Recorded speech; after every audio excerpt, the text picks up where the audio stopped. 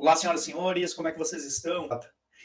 Sejam bem-vindos. Hoje nós vamos conversar sobre atraso de obra, quem paga o condomínio e muitas outras questões relacionadas à possibilidade, inclusive, né, do desfazimento do negócio, como é que isso se encaminha. Então, olha só, pessoal, como uma situação que aparentemente na lei ela vem com uma previsão simples e singela de resolução, ela pode trazer contornos dramáticos quando a gente está atendendo um caso real. Então, pensa o seguinte, olha só, o Paulo recebeu uma questão de atraso de obra, né, do Minha Casa Minha Vida, ou do Casa Verde e Amarela, que vem a ser a mesma coisa, e aí ele, seguindo, então, o entendimento, né, o entendimento e o interesse do seu cliente, fez o encaminhamento de resolução, ou seja, desfazimento do contrato. Então, ele vai desfazer o contrato. É isso que ele pretende. Pode fazer isso? Sim. Existe um direito potestativo. O que são direitos potestativos? Aqueles que dependem apenas do interesse, do exercício do titular desse direito. Né? Então, existe um direito potestativo de resolver. O que é resolver? Desfazer o contrato de aquisição do imóvel por parte do adquirente. Rafael, a lei da incorporação permite isso? Permite. E de duas maneiras. Ou por culpa do próprio adquirente, porque ele desistiu do negócio, e aí ele vai sofrer as consequências do exercício desse direito, ou seja, da desistência da compra, ele vai sofrer penalidades, ele vai perder parte do preço que ele pagou pelo imóvel. Se tiver patrimônio de afetação, ele perde a metade. Se não tiver patrimônio de afetação, ele perde até 25%. E perde algumas outras coisas, como comissão de corretagem, alguns custos que o incorporador teve, né, e com a venda desse imóvel, e que não tem a ver, então, com o próprio incorporador. Pois bem, e a segunda hipótese, que me parece que é a do Paulo, que é o exercício desse mesmo direito de desfazer o negócio, mas por culpa do incorporador, que atrasou a entrega do imóvel. Nesta hipótese, aí não incide nenhuma penalização. É isso que prevê a lei. Mas eu quero trazer para vocês a informação, eu quero que fique bem presente o seguinte: atrasou a obra ou não, é um direito potestativo do adquirente desistir do negócio enquanto ele não recebeu. Né? Ou mediante punição, ou sem punição nenhuma. Sem punição nenhuma é quando não é culpa do adquirente, quando a culpa é do próprio incorporador que atrasou a entrega da obra. É o caso do Paulo. Certo? E aí o que aconteceu aqui? Me parece, está havendo um estresse que até acontece com alguma frequência, mas não é tão comum, tá? Qual que é o estresse do caso do Paulo? O estresse é o seguinte: houve provavelmente esse atraso, embora não tenha compartilhado conosco as datas, houve o atraso, mas ao mesmo tempo que o atraso se operou e houve a decisão de desfazer o negócio, me parece que a construtora conseguiu, em algum momento, né, finalizar esta obra. Mas a decisão do cliente do Paulo já estava tomada, ele já tinha feito a notificação, não tem nada a ver uma coisa com a outra. Então, ultrapassado o período de tolerância, que vai até 180 dias, se previsto no contrato, né? Então, ultrapassado o prazo da entrega da obra, mais o período de tolerância, seria os 180 dias, e a pessoa exerceu o seu direito, né, de desfazer o negócio, né, ninguém poderia retirar, sacar dela esse direito. Ponto. E como aconteceu esse episódio de estar muito próximo o atraso da obra ter sido configurado, a decisão e a notificação pelo desfazimento do negócio ter sido corretamente encaminhada pelo Dr. Paulo Lucas, e na sequência, né, o incorporador já notificar para entregar a obra, né, ou seja, para vistoria de entrega de obra. Então ele tentando correr atrás da máquina para evitar esses desfazimentos desses negócios, né, que também é legítima tentativa, ok? Mas esta tentativa não impede a decisão que foi tomada, porque o direito nasceu a partir do momento que o atraso da obra se esgotou e ele tomou a decisão de desfazer o negócio. Ponto. E aí, meus amigos, o que deve ter havido nesse ínterim? Estou supondo, porque eu não tenho detalhamento do linear da linha do tempo. Então, o que deve ter havido? Rapidamente, essa construtora, né, ela constituiu o condomínio, entregou o condomínio, né, teve um síndico que foi eleito e já está sendo cobrado, inclusive, né, os condomínios mensais. Então, olha que situação. Aí ele pergunta, puxa vida, agora aconteceu tudo ao mesmo tempo. Eu recém entrei com a ação, o juiz está demorando para despachar e já estão me cobrando estão cobrando agora o condomínio do meu cliente. E agora, ele é obrigado a recolher esse condomínio, sim ou não? Bom, se ele não recebeu o condomínio, aliás, se ele não recebeu a sua unidade, ele ainda não ostenta posse sobre ela, correto?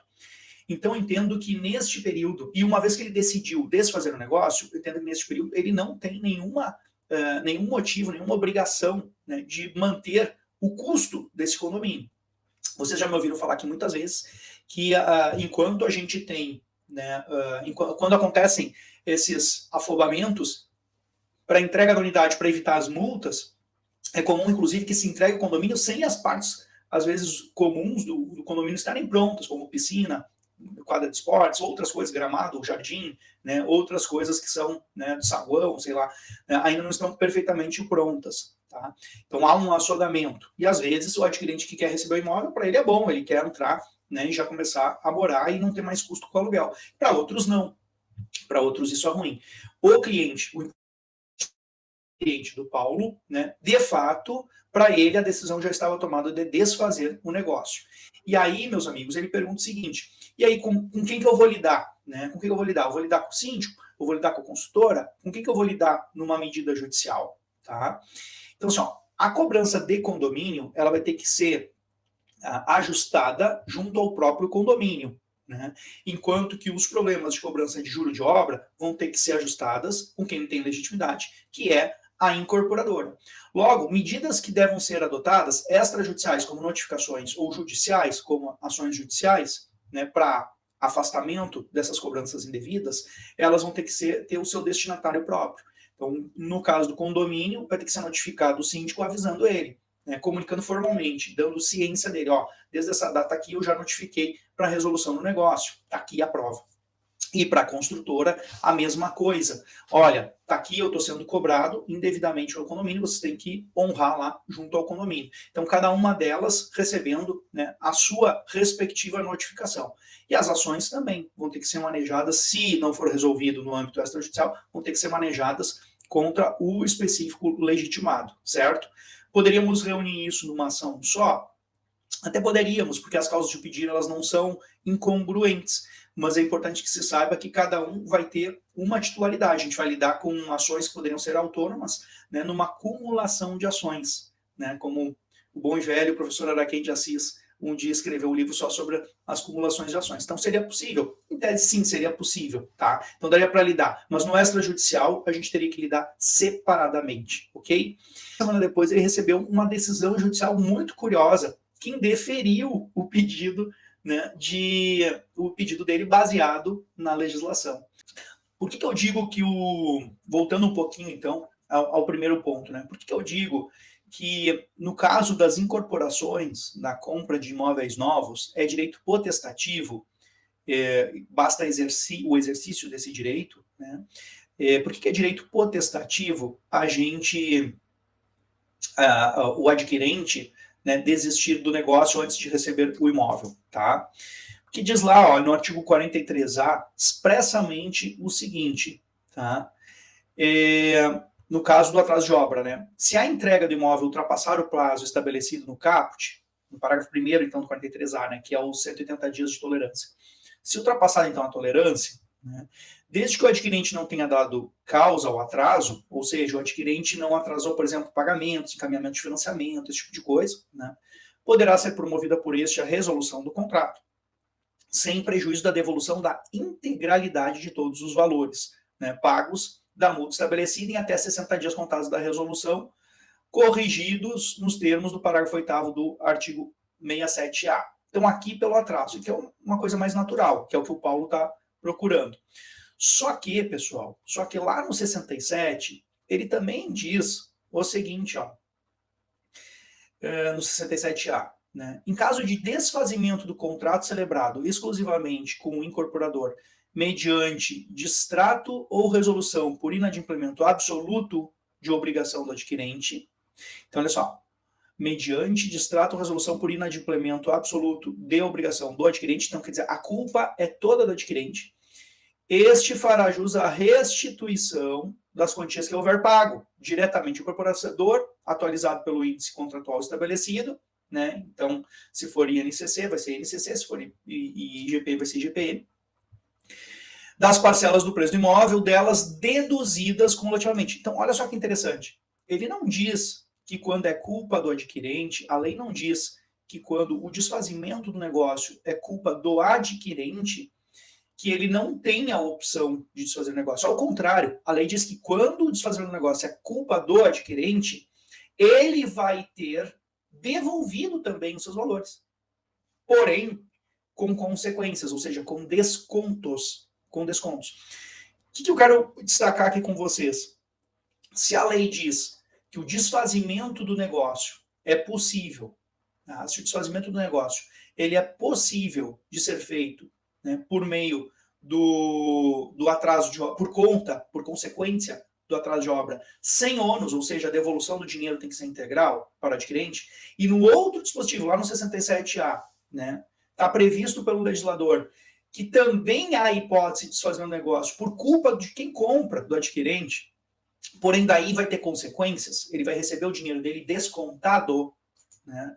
Olha aqui, ó, ele vai receber o dinheiro dele descontado, então diz ali, ó, o que vai ser descontado? A comissão de corretagem e a pena convencional que não poderá exceder a 25% da quantia paga. Se está previsto isso, meus amigos, sabe o que significa? Que existe a possibilidade, sim, de desfazer o negócio também de forma unilateral, né, por decisão de desistência do adquirente. Então, pode ele também desfazer o negócio. Esse é o meu entendimento. Tá? Então, o direito aqui é um direito potestativo. Poderia alguém se opor a esse direito do adquirente? Não poderia ninguém se opor a esse direito do adquirente, porque está previsto na lei que ele pode fazer isso e ele sofrerá consequências pela sua decisão. As consequências é perder esses 25% e a comissão de corretagem. Sendo que a lei ainda faculta ele se furtar dessas consequências, ou seja, escapar dessas consequências, sabem como?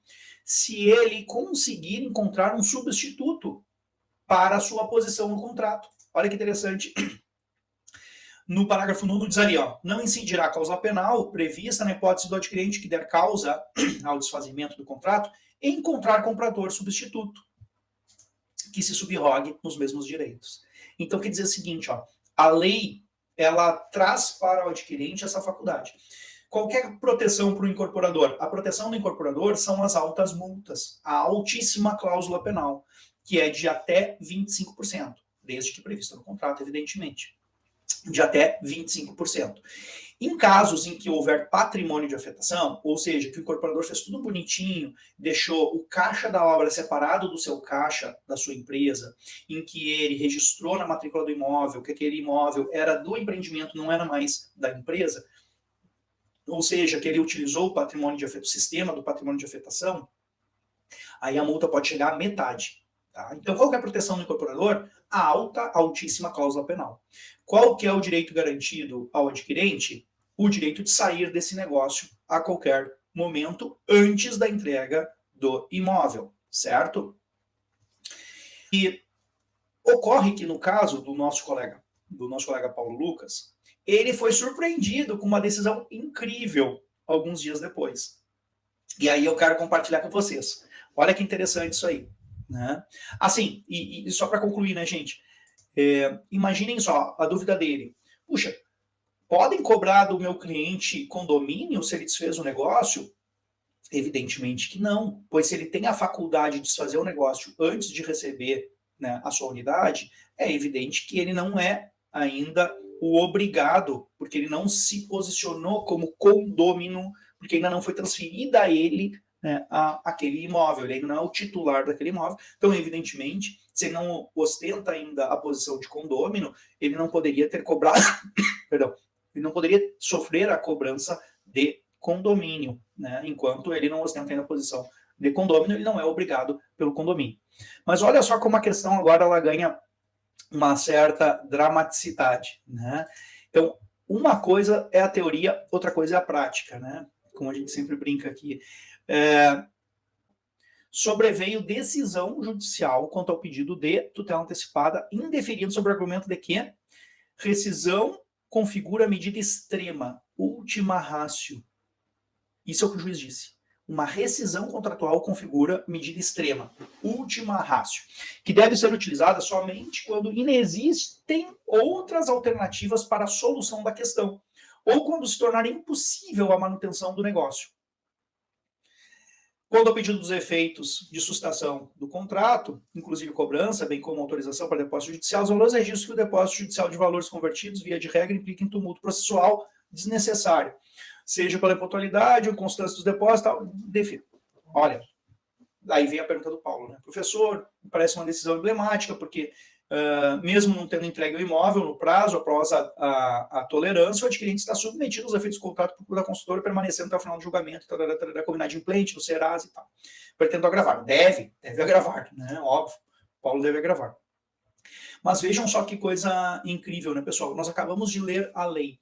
Esta decisão, ela é uma afronta direta às normas, à norma jurídica, né? Tanto a de natureza jurisprudencial, que é quando a gente tem uma norma jurídica criada por precedentes vinculantes, quanto ofende também a norma jurídica tradicional, que é a lei federal da lei das incorporações. Então, evidentemente, o que está por trás disso? Vamos examinar aqui da onde vem esse equívoco, tá? O juiz pega e toma uma premissa. Então, a escadinha é o seguinte: chegou um negócio jurídico para o judiciário avaliar, ele vai tentar manter o cumprimento. Essa é a primeira missão do juiz, manter o cumprimento do pacto. Ponto. Não tenho crítica sobre isso. Essa é a missão dele. A segunda missão dele é tentar consertar o pacto, seria a revisão do contrato. Lembram-se das revisionais de contrato? Então, não deu para manter o pacto como ele é, porque ele ofende alguma norma, ele tem algum problema que ofende alguma norma. Qual que é a segunda missão do juiz? Revisar, consertar, fazer um pequeno ajuste. Então ele pode afastar a cláusula 1, a 3, a 6, e ele adequa o contrato sempre com aquela missão de manter o negócio que foi feito. Ele adequa o contrato para que ele seja regular, válido, né, para que ele seja lícito diante do direito.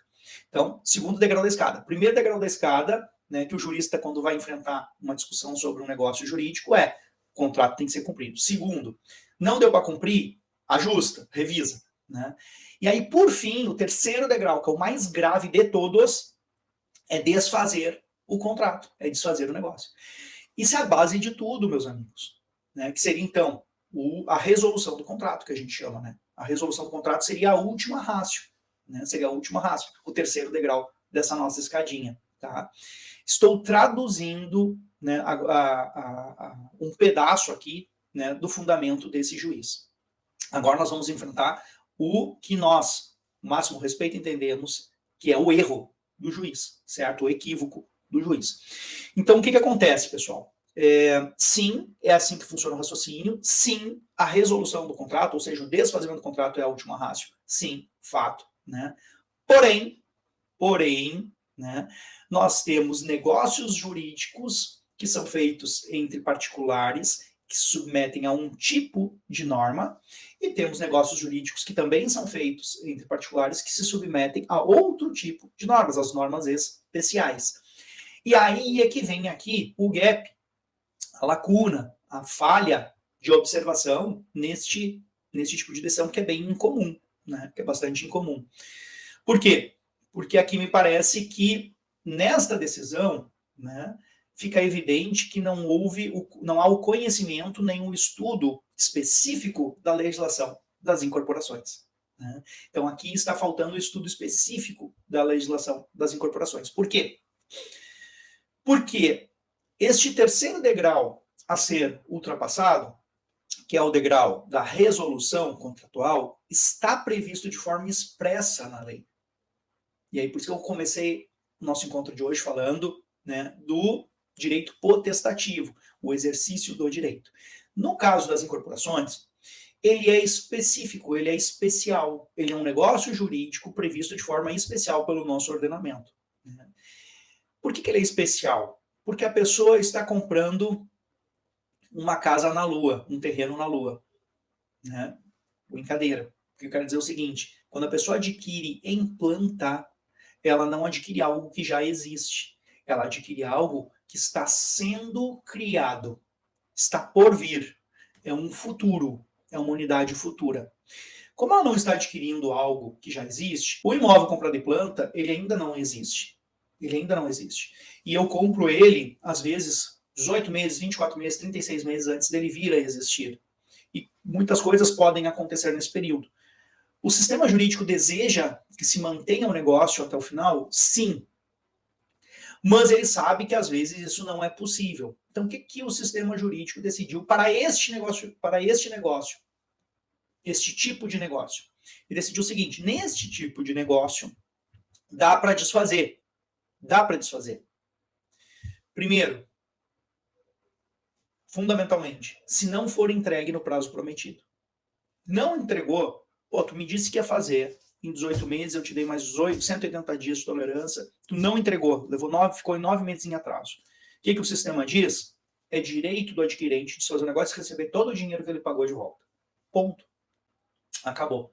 Por quê? Porque ele não tinha ainda aquele bem ainda não existia, ele não usufruiu desse bem. Então, é um produto muito específico, muito especial. Por isso, o legislador criou um regramento especial, né, para a proteção das pessoas que se arriscaram na aquisição desse tipo de produto, né, do produto imobiliário. E para também estimular a aquisição desse tipo de produto, porque ele gera muita renda, muito emprego, muita riqueza, e isso melhora a vida de todo mundo. Bacana. Mas também está previsto que a pessoa pode que a pessoa pode, por sua culpa, não terminar, não concluir o negócio. Também está previsto isso. Mas o legislador dá um passo a mais. Claro, imaginem o seguinte: em 18 meses, em 24 meses, imagina tudo que a gente passou, né? Tantos cisnes negros que aconteceram nos últimos tempos, como pandemias, como guerras, como coisas, né, que a gente achava que não ia vivenciar e está vivenciando. Neste caso, o legislador diz: também dá para tu cair fora. Porque é difícil prever o futuro, né, gente? Então também dá para cair fora. Mas aí você vai pagar multas, cláusula penal. Para quê? Para proteger o incorporador. Porque ele fez, ele cumpriu, ele entregou, ele vai entregar o imóvel. Então, mesmo quando ele for entregar o imóvel, dá para a pessoa sair fora. Então, pensem o seguinte: se essa lei toda especial é feita pensando nas excepcionalidades, poderia um juiz aplicar a fundamentação comum e trivial para qualquer tipo de negócio, para qualquer tipo de produto, para qualquer tipo de negociação do dia a dia, que são as escadinhas? Poderia um juiz afastar a legislação federal e dizer assim: não, eu vou aplicar o entendimento tradicional, né? Pacta sunt servanda, ele é obrigado a receber o imóvel em atraso. Poderia? Não, né? De jeito nenhum, né, pessoal?